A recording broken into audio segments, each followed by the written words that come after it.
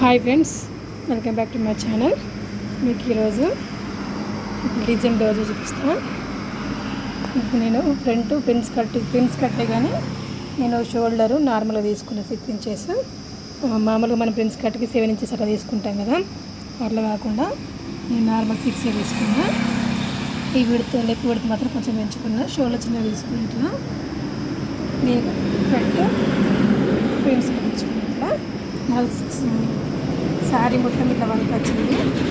ఇది అసలు అయితే బ్యాక్ నెక్ డీప్ తక్కువ ఉందని చెప్పి వాళ్ళు కస్టమర్లు ఫ్రంట్ నెక్ కట్టమని చెప్పారు. దీన్ని అందుకోసమే నేను ఫ్రంట్ తీసుకున్నా. మనకు బ్యాక్ నెక్ ఊకే రౌండ్ అవుతుందని చెప్పి వాళ్ళు కొంచెం డిఫరెంట్గా ఉండాలని చెప్పి వీ నెక్ కుట్టమని చెప్పిండ్రు.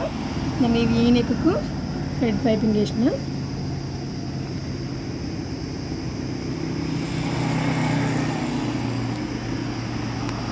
మళ్ళీ కింద బ్యాక్ ఓపెన్ ఉంది. ఈ బ్యాక్ ఓపెన్ దగ్గర పైన నేను ఇట్లా ఒకటి బ్లో ఫ్లవర్ ఇచ్చి ఇట్లా బటన్ ఒకటి కుట్టిన. కింద మళ్ళీ సేమ్ సింపుల్గా చిన్న హ్యాంగింగ్స్ ఇట్లా చూడడానికి లుక్ బాగుంటుందని ఇట్లా కుట్టుకున్నాం. దీనికి బ్యాక్ సైడ్ వాళ్ళు డోరీస్ బంచ్ లాగా పెట్టమని చెప్పి ఇట్లా డోరీస్ నేను ఒక్కొక్క డోరీకి ఇట్లా 5 తీసుకున్నా. కొంచెం ఇది మనకు కట్టుకుంటే ఇట్లా బంచ్గా కనిపిస్తుంది.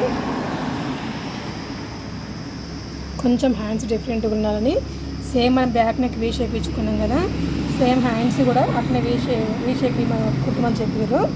చూపిస్తా. మనకు హ్యాండ్స్ ఇట్లా వీ షేప్ ఇచ్చి దీనికి కూడా సేమ్ థ్రెడ్ టైపింగ్ చేసిన. ఫస్ట్ నేను ప్లెయినే కుట్టుకున్నాను ఇట్లా.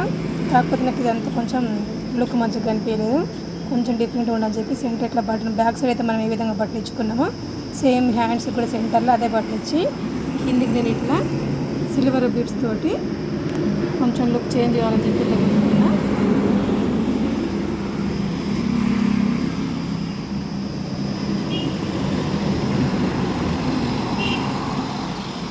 బ్యాక్ నెక్ హ్యాంగింగ్స్ అలాగే చేతులు